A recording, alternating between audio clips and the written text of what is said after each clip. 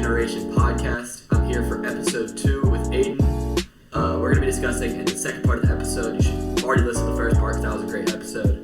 But the second part of the episode right here, we're going to be talking about two things. And let's just jump right into the first one if you're ready to go. Yep. The first one I want to talk about is the NFTs and crypto market. I talked about this a lot in episode 1 of the New Generation. But I really want to hear what you have to think about this because I feel like it's become something that everything kind of revolves around, and what a lot of content creators are using and what a lot of content creators are investing in. So I want to hear your opinions on it. So NFTs and cryptocurrencies, I have NFTs. I mean, I dabble, but I don't make it apparent. Like I don't say like go buy an NFT or anything because I feel like people should be investing long game. I mean, I'm not going to go in my investments, but like they should be investing more into stocks and things instead of crypto. Some people will tell me otherwise, but I think playing it safe is a little bit better, especially people that don't know a lot. And they just listen to people on TikTok and they make a financial decision. More power to them. But that's not for me. I would not listen to anybody on advice on TikTok at all. I would do your own research first and understand that money's not a joke, and that if you don't have the money to lose, then don't lose it. Yeah. I'm not an investment advisor or anything, but I think like if you have money that you need, 100% need it, and you go and spend it on cryptocurrencies or NFTs, you're not doing something right. You're not investing. That's not investing. That's ruining your chances of actually having wealth in the future because now you just wasted money on an NFT that is not worth anything. And almost at some point it becomes gambling because it is gambling. Yeah, 100%. Like, what I talked about this a lot in the first episode is we're talking about these like smaller meme coins almost, Dogecoin, Shiba. Like I feel like coins like Bitcoin and Ethereum have kind of established themselves as almost like stocks at this point. They are investments at this point. That's the only two I'd really consider using for a long-term sort of investment. But stocks but coins like Bitcoin and Shiba, they can't be exchanged for any product anywhere is the problem with them in my opinion. If I'm not going to be able to go into a store and say, do you take Shiba? Like, honestly, since it's been going for so long, a lot of stores and a lot of online retailers, bigger online retailers, will take Bitcoin as some sort of payment. And it's still somewhat rare, but there are retailers who will take it, and you will be able to get product for your Bitcoin. It's just a problem of if you can exchange your Dogecoin and your Shiba coin when you have a lot of money in it. And these things rise and fall so fast. Like Doge and Shiba, you can be riding the biggest high of all time, not sell it, and then it'll fall to it can fall an absurd amount, and you will have lost everything. You'll have lost all the money you just thought you made. You'll have lost all the money that you invested in the first place. These things move and fluctuate so fast that it's hard to keep track of them and hard to be able to. You really have to have a passion for it. Yeah, you really have to. There's people who will make lots of money off it, and I'll give them that. There's people who will do it, but what you said about there's people that make money in anything. Yeah, there's people that make money in anything. What you said about social media though is when people will talk about investment advice, they're never going to show you what they made. They're always going to show you what they made. They're never going to show you what they lost. So if I'm watching any creator on TikTok who comes in and says, I made $10,000 today and I've made X amount over the past month, well, how much have you lost? Because if you're saying you're an investor and you haven't lost money, that's I wouldn't believe you. Yeah, exactly. Like every investor loses at some point. I've invested in endeavors that have failed. I've invested in people that have failed me. And I've invested in cryptocurrencies that have failed me as well. Like I was one of the first adopters of Dogecoin back in 2019, and I had a good amount of it. And then when it went to like 60 cents, I just thought it was going to go to $1, so I didn't sell. Now it's at 17 cents, but I'm still up a lot, right? And that's all profit at that point. Like you got to play the game smart enough to play it at all. So like an example, so say Doge is like a very early adopter, right? Yeah. And you buy $200 with it, to me, $200 isn't going to be something that's detrimental to my income. Okay. Because like I'm an adult, so an adult money is different than like your age's money, right? So like $200 isn't going to be like, oh my gosh, I'm going to well over $200, right? So if you put $200 in and you make that $200 back, take the $200 out, and you already have the profits in there. Just let that grow. Like, that's what I'm saying is like, don't play your cards wrong. Play them in a way that makes you win, regardless of what situation it is. Excuse me. No, but yeah, I definitely think people kind of get obsessed with seeing the numbers go up, and then when they go down, they're like, oh, like, you know, I should have taken my money out. Like, that was stupid of me, but they're already playing with profit. You're playing with profit. You're playing. You're messing with the game that is stock market. You're messing with the game that is cryptocurrencies. That's going to be a thing, 100%. You know, I actually have a super wealthy friend that bought Bitcoin back when we were in middle school, and he had stole money from his parents to buy Bitcoin. Okay, he bought about $5,000 worth of Bitcoin back then, and it was like it was a good amount of Bitcoin, and now he's worth a shit ton. I'm not going to go to the specific amount, but he is worth a lot. He is closer to something like 200 Bitcoin now, right? But you know, he's worth a lot, and he understood that stealing that money from his parents was a good idea, because yeah, they would be mad up front, but they would not be mad when he buys them a house, or when he, you know, does some crazy stuff like that. Like, that $5,000 turned into a shit ton of money for him. So like, that is the only instance that you know you can take a risk on, is your parents are already somewhat wealthy, or like, you know, like, I wouldn't suggest anyone to take money from their parents. Don't steal from your parents. Don't steal from your parents. But I'm just saying. saying the story. Yeah, I'm just saying the story of how that happened, right? Like, he got insanely lucky that Bitcoin went up, right? Don't go steal from your parents, but you see what I'm saying? The story is pretty incredible. Yeah. That he went, but I mean, obviously, once he had the money, he went and bought him a house, went and bought him his own house. Like, you know, that's whatever. Mm-hmm. But it's what he did with the money that made him even more rich. Mm-hmm. Not just having the money, but building upon the money to make more money. And I think the wealthiest people don't have the most money in their account. The wealthiest people have the most assets when it comes to business, and when it comes to housing, and when it comes to their assets are diverted. And I think the wealthiest people don't just have millions and millions of dollars in their bank account. There's a difference between the rich and the wealthy.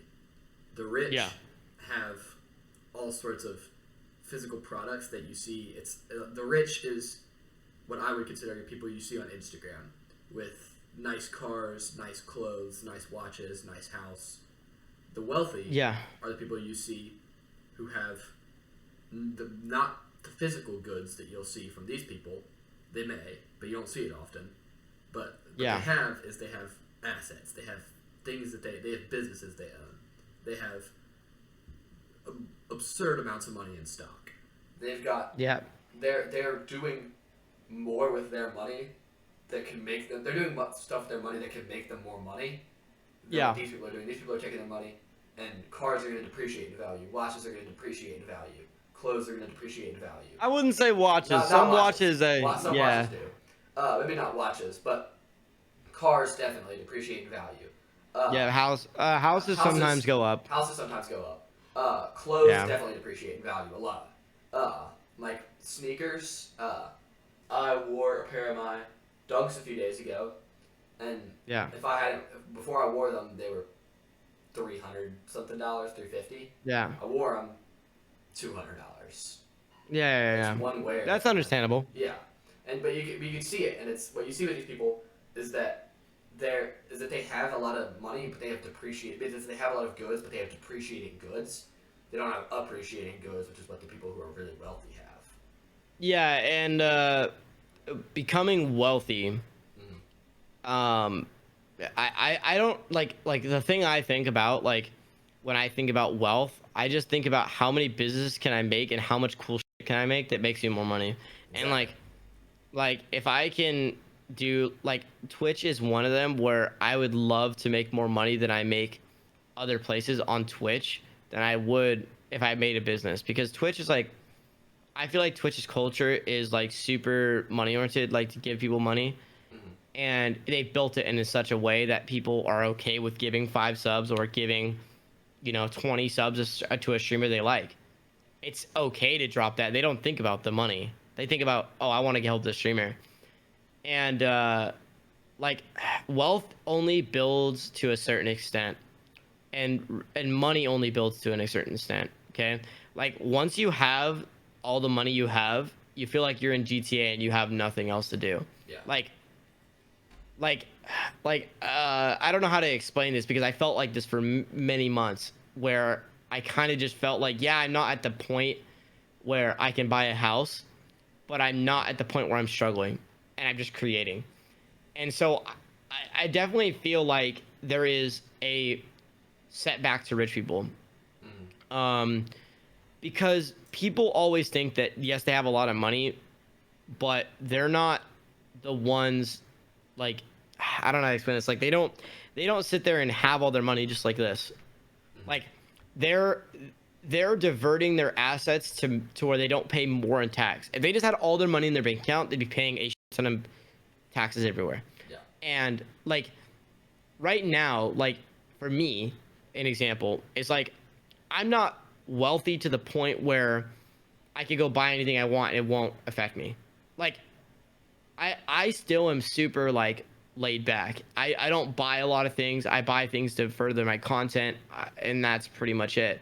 Like I don't really think about like, oh, I need to buy this and I need that or I need that. It's just if I want something for a video and I think it'd make a good video, I buy it for the business, and it's a write off, right? So like, yeah, I don't know. I think wealth is definitely buildable, and if you do it early on, you're good, and you won't have to work another day in your life if you know how to manage your money. And I always think that my money will go away at some point, because money comes and goes.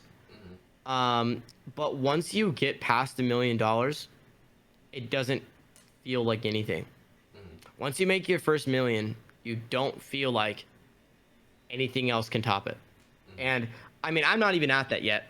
I just know from talking to friends of mine that once you get to your first million, you definitely feel like you're excited, you're happy, whatever. But how much can you really buy with after a million? A yacht, a mansion, whatever. Those two things are relevant to me. I'd rather have like a nice ass New York skyscraper and like, just have Hmm. like a hotel or like a, I don't know, some sort of building, or just have, you know like a room that's at the top of like a hotel, or like just things like that. Like I like New York life. Like I think that would I be love it. cool. Like long windows, things like that. Like that's cool and all, but how do you get to that point, Hmm. and is it feasible? Like, and I think a lot of people kind of just think about money and think like, I need it, and a lot of people are in this survival state and Hmm. think, oh, he has this and that's why I'm upset. But I'm at a point where I'm in a different spot than them. I can't relate to them when it comes to that, right? I used to be able to, but now I can't. um and yeah, I mean, I think wealth is all buildable. It just depends on how you do it. And you have to make right decisions, you have to be really responsible with it. And yeah, I don't know. I think a lot of people kind of get irresponsible and just buy what they want, and think that that's like the way, or things like that. Um, but yeah, I don't know. Hmm. Yeah, that's exactly. Second thing I want to talk about with you on this part of the episode.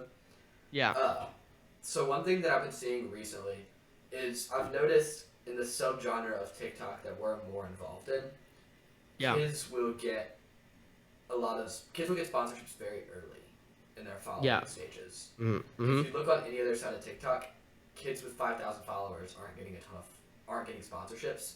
Kids with 5,000 Mm-hmm. followers on TikTok can get offered decent amounts of money and decent products sent to them.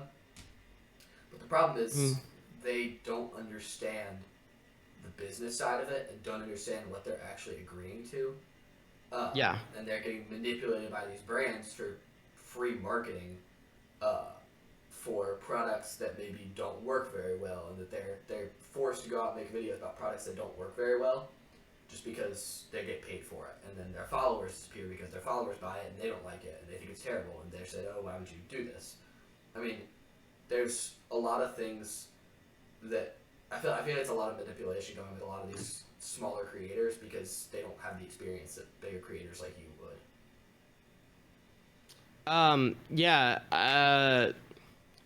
This is a topic that can go on for a little bit. It's going to be a longer conversation.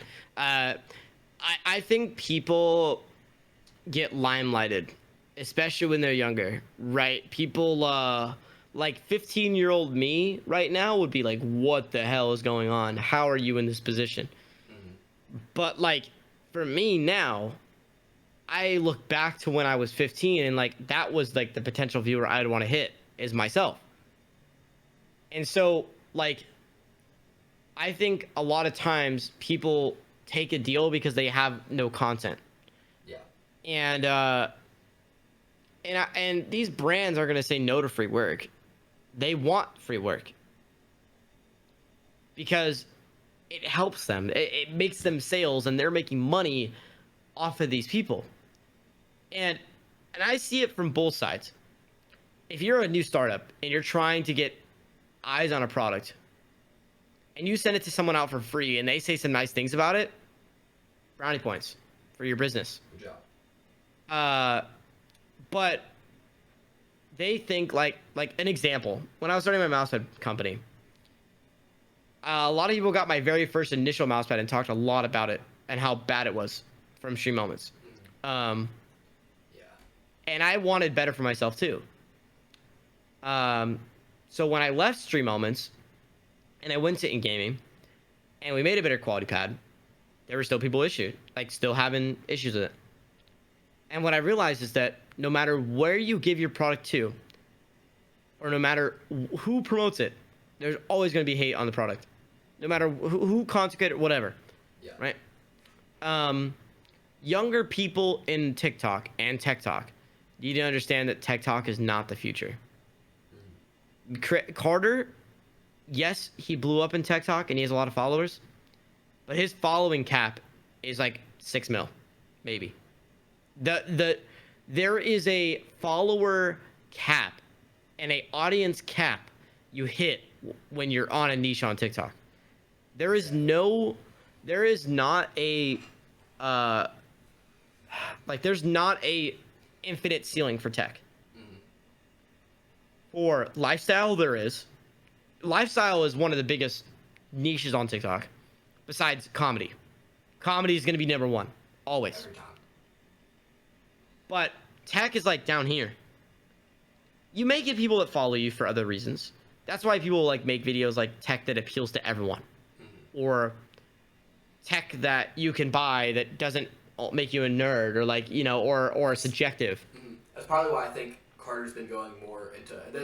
Nothing we say is against Carter. Carter's been doing amazing for his entire career as tech talk. He does some of probably the best content out there. But what I think the reason he's kind of gone into doing phones and talking about laptops now is because I feel like he's kind of reached the fact that most of the people who are interested in PCs who are on TikTok have seen him already, followed him already, have seen him. I think if you went up to anyone on TikTok and asked them the first person they think about, I think you're gonna hear Carter 95% of the time, just because. Yeah. And I have friends who aren't on TikTok. I sent them. I thought it was pretty funny because when I got stitched by Carter, I sent it to some of them, and it's just some friends that I have on Discord who don't really care too much about Tech Talk. I just sent it to them, and I was some friends from my school, and they were just like, "Oh, that's crazy! You got duetted by Carter, or stitched by Carter." And I was like, "Yeah, I mean, most people who have a PC are going to know about him if they're in any way sort of involved in TikTok, even if they don't make tech content on TikTok. If they're involved in TikTok and like tech, they're going to know about Carter." But now he's going into phones and laptops, all that sort of stuff, because the average person does not own a PC. Most people do not own a PC.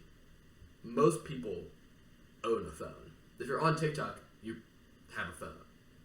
Yep. And if people, it's more, it appeals to more people if you're making content about phones, because if they see if they see him talking about an iPhone, there's infinitely more people that have iPhones than people who have personal computers. Yeah. And this is why, see, okay, so when I talk, I've met Carter in person. Mm-hmm. I've talked to him. I was pretty good friends with Carter for a while, still am. And I'll probably see him at CES. But what I'm trying to say is, like, people don't understand, especially when you're younger, they just look at Carter and think, oh, he's getting all these sponsorships, I can too. Mm-hmm. And they're not understanding that he has a manager that manages that. They're not understanding Carter gets paid for a lot of his deals, a lot of money to his deals. And he gets managed, and that's fine, and that's good for him. Mm-hmm. But people that are taking free content sponsorships are not benefiting. They may in views, but they're not benefiting. And I feel like I'm on the back end of that, because so many people make videos about my mouse pads that helped me grow. And it still does. There's people that have 3, 4, 5, 6 million views with my mouse pad in the background, and get questions about it in the comments, and I don't even know who they are. Yeah, exactly. And like that's what, like, I feel like I'm on the end of that, where I don't pay them, but they're buying the product and saying something about it. It's growth that you're not. That's different. You know, it's not like I'm sitting there and I'm sending them to these content creators. At first, I say, hey, if you want this product in for free, you can take it. I won't require you to make any videos on it, but if you want to make a video on it, go ahead. I did that for Islands Collection because it was an artist that was working with me, and I had to promote it. So I took 30 of the content creators that I know, and I sent them a pad. And I said, you know, I'm not going to pay you for this, but if you want to make a video, totally up to you. If you want to keep it, just have it. All you too. I didn't put any requirements or things that they had to do. I just said, if you make a video, maybe use the hashtag if you want. You know, it might help you. And a lot of people started doing that. I'm not going to sit there and say no to the free promotion. Yeah. But I'm also not going to sit there and require them to change their content. I want them to make whatever they want to make. Even if it's good, bad, about anything about my product. I want them to make the content, regardless. My goal is to be nice enough to give them something, even if they don't make content on it, and they enjoy it. If they enjoy it, that's better, because they'll want to make content on it. They'll want to do cool things. But if they get a product just because they want to make the content about it and they don't really care for it, they're not making the right content. Mm-hmm. I mean, that's what I was talking about with Joey. Yeah. That's what I was talking about with Joey last night when we were talking about this podcast and having a little bit of a meeting about it. I was saying, I mean, I'm not going to require anyone who comes on the show to do any content about the show, about the podcast. Yeah. Because that's something that you're already coming on the podcast to talk. I don't need you to go out and post something for me. I'm not going to require anybody to do that. It's also going to lesser who wants to come on the podcast if I say, you've got to go make your own piece of content about this podcast now and advertise it for me. I'm not going to make anybody do any advertising about me. If they want to, that's amazing.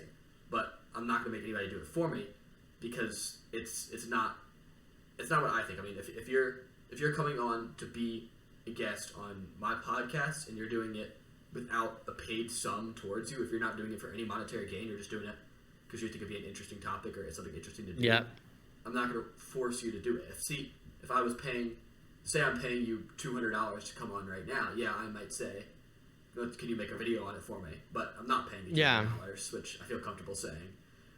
Yeah. But I'm not going to require anyone to ever make content about something, because I'm giving them, I'm doing a freebie for. I mean, they're doing a freebie for me. Why ask them to do something else for me? Yeah. And that's what I'm saying is, like, people on content on TikTok, they just kind of just push and push and push and make things that they're not proud of. And that's the problem with what you're saying is, yes, there is issues there. Um, and I don't know. I think that's the problem is people just take the first thing they can get and they get it and they try their best, you know. And I don't know. I think people just take the wrong sponsorships. Yeah. You know, I've personally taken one sponsorship, I want to say. Yeah. And the only one I've taken was from InnoGear, and I got a boom arm from them. I posted a video, and I'm not mad I ever took that. I mean, it was a good deal. I got a free boom arm, just had to make a video on it, and the boom arm still lasts me. Like, I still use it currently. Yeah, so that's another thing too. Is people that need the products. I think a lot of times they just want the product because they don't have it, and they'll take it because of that reason. But that's fine. But the companies that say you need to do this, this, and this in your video and require you to do something is different. Like like requirements to content of, you know, we want you to get this many views. We want, like, okay, here's an example. Back when I was growing, I had like 150,000 followers, and FlexiSpot reached out to me, and I took the desk because I was like, okay, I could use it. It's that desk back there, and I put a different countertop on it. But I used it because I needed the content for that. Okay, I made a video on it. Blah blah blah blah. It was really nice video. Did a lot of work on it, and it got like 10K views. Okay, I get a message from the CEO of the company, and he basically told me that I needed 50K and to post another video. And that was not in any agreement beforehand. There was no agreement. There was nothing. They were just sending it out to me for review. And that left a bad taste in my mouth. Like, why are you going to require me to get a certain amount of views to review your product for free? Yeah. And you're not even paying for the marketing. Exactly. That's absurd. Absurd. And I've never worked with FlexiSpot ever again after that. And that is what I'm saying is like these kids are getting that response. It's a terrible. There's no fine print. There's no contract. And before I look at any deal that I get that comes through my email, the first thing I do is I go to the smartest people I know. I go to my parents. I say, what do you think of this? They'll tell me, oh, that there's something fishy about this. There's something that doesn't look good about it. There's something that there's something about this that doesn't look right, and they'll tell me that.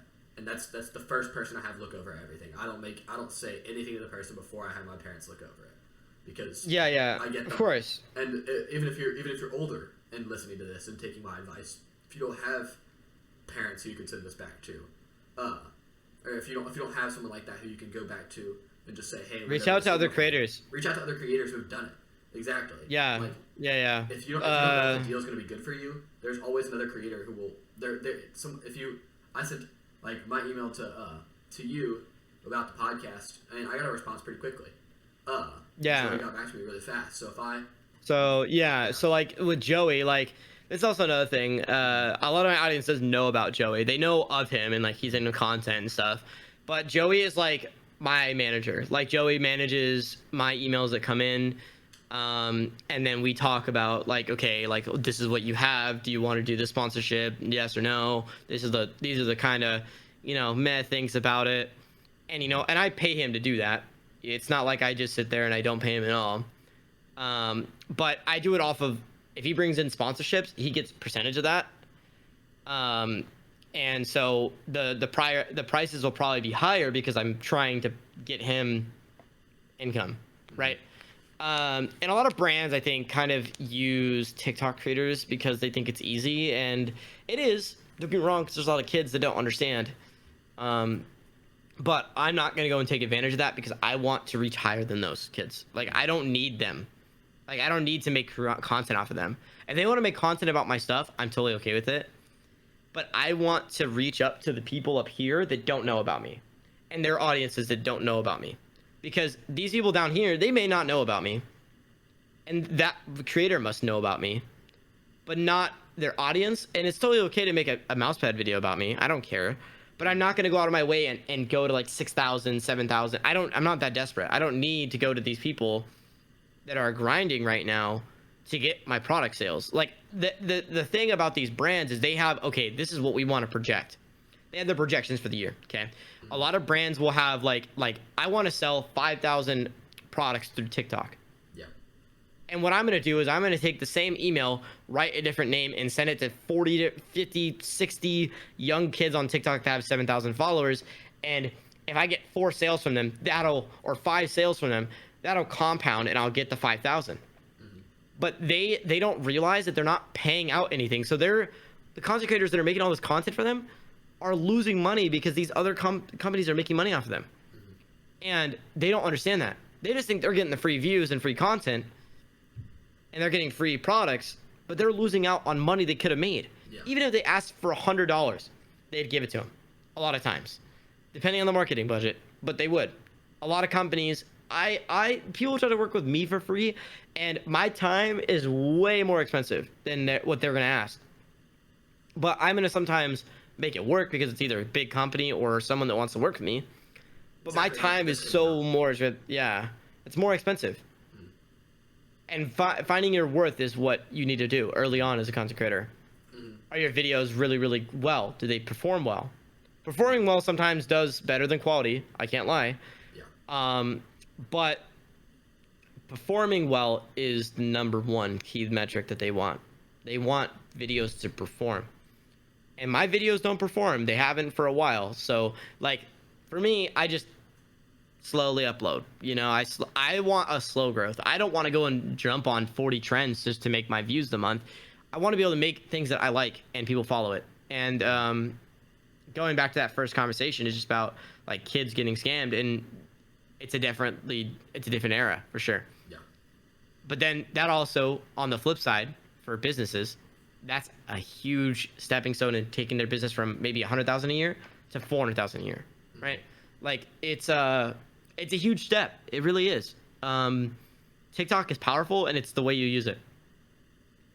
Yeah. And I don't know. I think kids are kind of gullible. And then always, unfortunately, just piece of advice to everyone who ever gets an email about a sponsorship opportunity: before you respond, if you don't have someone advising it, at least do this: read through it 10 times.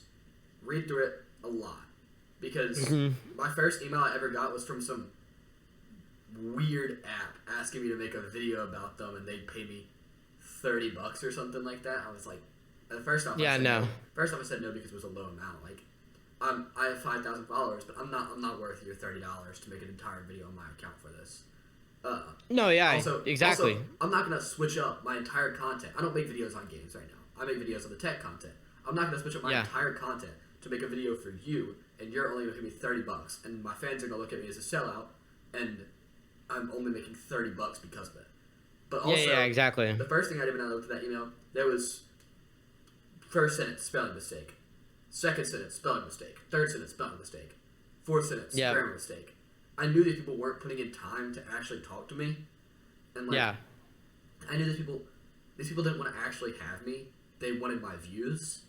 If they wanted me, they would have spelled the things correctly. They would have taken the time to write a good email, which I just realized in my email that I first sent to you, I spelled something wrong, which is probably wasn't great, but it's fun. Out. I mean, but it's like, it's honestly like for Joey's a very particular person. Mm-hmm. He doesn't work with really anyone depending on the situation. Like you're kind of lucky you got to talk to Joey because, Joey is very business minded. He thinks about my brand. He thinks about, what I could say and do. And if I didn't want to do it, he wouldn't have replied. But I believe in first chances for everyone, even if they use my name or, they use my likeness for a podcast or a video. And Joey was telling me how much potential he thinks you have. And so I said, well, let's give him a shot. Let's do it. And I think everyone's guaranteed a first try at something, depending on the size of the creator, obviously. But I think you did really well, and you're not like you conduct yourself really well for a 14-year-old. I can't lie.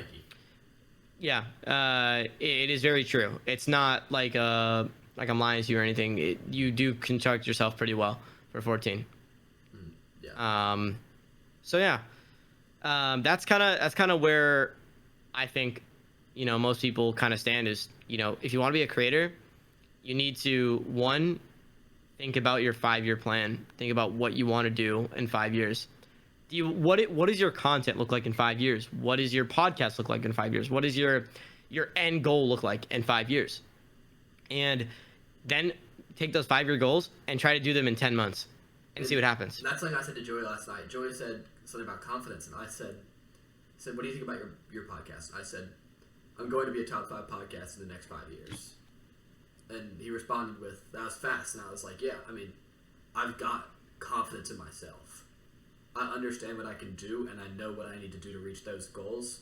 And if I want to reach those goals, there is a way for me to reach those goals.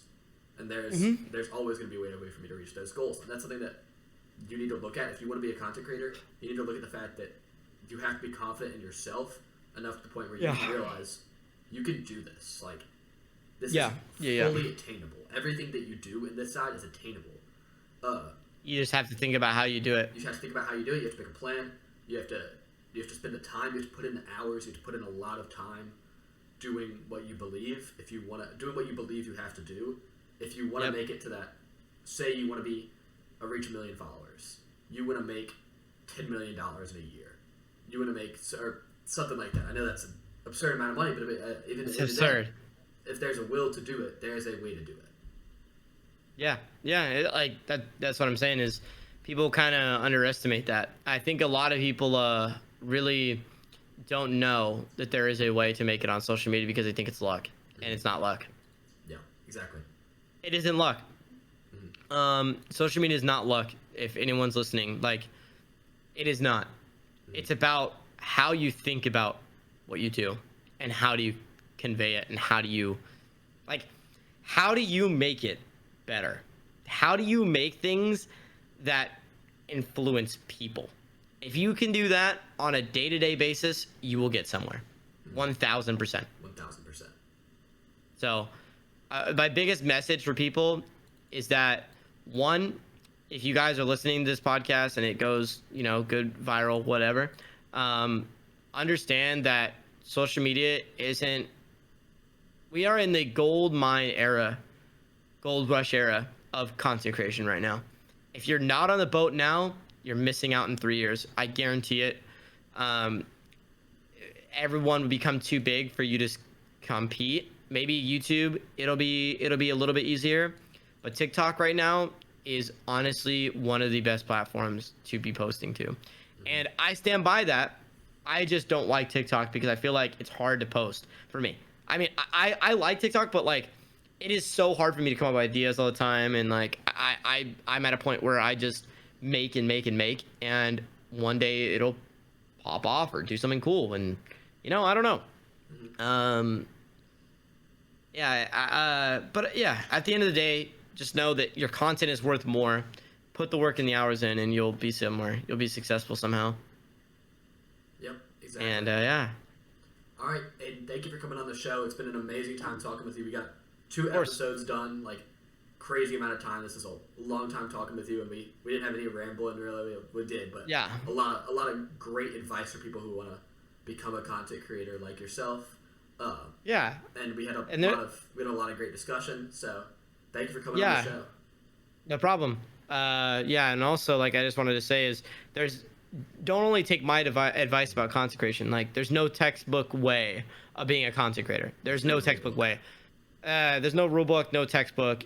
You just have to create and be yourself. And I think that's the biggest 2 things. And once you do that, you'll succeed. Exactly. Yep. All right. Once again, thank you for coming on the show. It's been awesome. Of course. Signing off. 3rd episode now. We're done with 2. Thank you for coming on.